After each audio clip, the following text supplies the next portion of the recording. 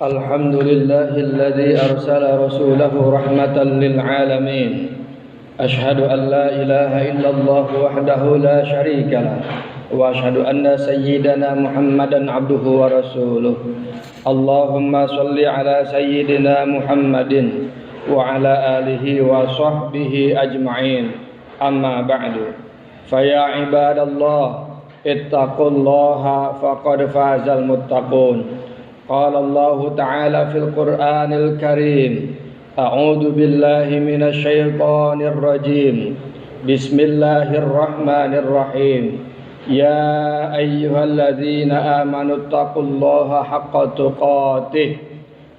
تقاته ولا تموتن إلا وأنتم مسلمون. Hadirin rahimakumullah, kali ini kita akan membahas kisah Nabi Saleh dan kaum Samud. Kaum Samud adalah kaum yang muncul setelah kaum Ad, umatnya Nabi Hud, hancur di azab Allah Subhanahu wa taala. Mereka juga adalah penyembah berhala. Lalu Allah mengutus salah seorang di antara mereka, yaitu Nabi Saleh bin Ubaid bin Masih bin Ubaid bin Hajir bin Samud bin Abir bin Iram bin Sam bin Nuh. Nabi Saleh mengajak kaumnya untuk menyembah Allah dan meninggalkan berhala. Namun hanya sedikit saja yang beriman. Sebagian besarnya masih tetap kufur, menyembah berhala dan menentang, melawan dan menzalimi Nabi Saleh. Mereka tidak mengambil pelajaran dari kaum sebelum mereka, yaitu kaum Ad, umatnya Nabi Hud yang hancur di azab Allah. Kaum Samud kemudian meminta bukti kenabian Saleh sebagai utusan Allah. Mereka meminta Nabi Saleh mengeluarkan onta dari batu besar dengan sifat-sifat yang mereka tentukan. Lalu atas izin Allah keluarlah onta betina yang hamil tua dari batu besar sesuai dengan sifat-sifat yang digambarkan mereka. Setelah menyaksikan kejadian yang luar biasa itu, sejumlah masyarakat beriman, sementara sebagian besar mereka masih tetap dalam kekufuran, kesesatan dan keingkaran mereka. Setelah beberapa waktu, onta itu kemudian dibunuh oleh para pemuda kaum kafir. Ceritanya ada dua wanita. Wanita pertama adalah wanita cantik, muda dan kaya yang bercerai karena suaminya beriman kepada Nabi Saleh. Wanita itu bernama Saduq binti Al-Muhayya bin Zuhair bin Mukhtar. Ia menawarkan dirinya untuk dinikahi oleh sepupunya Misda bin Mahraj bin Al-Muhayya bila berhasil membunuh onta tersebut. Wanita lainnya Unaizah binti Gunaim bin Mizlaz Ummu Ghanamah.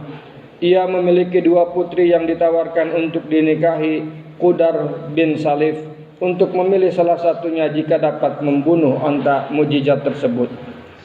Kedua pemuda itu kemudian merekrut 7 orang pemuda lagi dan beberapa orang lagi dari kabilah lain. Lalu mereka pergi membunuh onta tersebut. Misda memanah onta dan Qudar memotong urat nadi onta tersebut hingga mati. Allah berfirman, A'udzu billahi minasyaitonir rajim. Fa'aqarun naqata wa'atau an amri rabbihim wa qalu ya Salihu tina bima ta'iduna in kunta minal mursalin.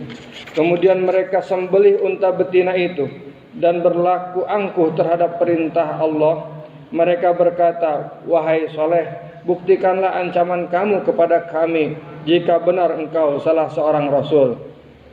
Tantangan dari kaum Samud ini melengkapi alasan untuk mengazab mereka. 3 hari setelah kejadian itu, Allah mengazab mereka. Pada hari Kamis, seluruh wajah mereka berubah warna menjadi kekuning-kuningan. Kemudian hari kedua, Jumat, seluruh wajah mereka berubah warna menjadi merah. Dan hari ketiga, Sabtu, seluruh wajah mereka berubah menjadi hitam legam. Mereka masih meledek Nabi Nuh, Nabi Saleh. Sepertinya waktu yang ditentukan sudah tiba saatnya. Keesokan harinya mereka menantang mana itu azab yang dijanjikan itu. Tiba-tiba terdengar suara keras yang memekakkan telinga dari atas hingga memecahkan jantung mereka. Dan dari bawah mereka bumi terguncang dengan sangat keras. Maka tidak lama kemudian nyawa-nyawa berterbangan, jasad-jasad bertebaran, tidak ada lagi gerakan, tidak ada lagi suara, dan semua ancaman Allah telah terbukti kebenarannya. Tidak ada satupun yang selamat. Sementara itu Nabi Saleh dan pengikutnya sudah keluar dari wilayah itu dan menetap di tanah haram Mekah saat ini sampai wafatnya. Hadirin rahimakumullah, paling tidak ada beberapa pelajaran yang kita ambil dari kisah ini. Yang pertama, kita harus mengambil pelajaran dari umat, kaum, bangsa dan atau negara lain tentang bagaimana seharusnya kita menyikapi sesuatu. Jangan sampai kita terjebak kesalahan yang pernah dialami oleh bangsa lain atau umat lain. Yang kedua, akal terkadang memerlukan bukti untuk memperoleh kebenaran, tapi hati tidak memerlukannya. Karenanya jangan terlalu sibuk menjelaskan siapa diri kita kepada orang lain, karena orang yang menyukai kita tidak memerlukan penjelasan, sementara orang yang membenci kita akan tetap benci meski sudah diberikan penjelasan. Yang ketiga, pengaruh wanita sangat besar bagi seorang laki-laki untuk melakukan kebaikan maupun kejahatan. Karenanya untuk menjadi baik diperlukan wanita baik-baik dan solehah yang bisa mengantarkan kita kepada kebaikan. Berterima kasihlah kepada istri-istri kita yang telah menyiapkan kebutuhan kita setiap hari hingga kita dapat melakukan kebaikan hari ini.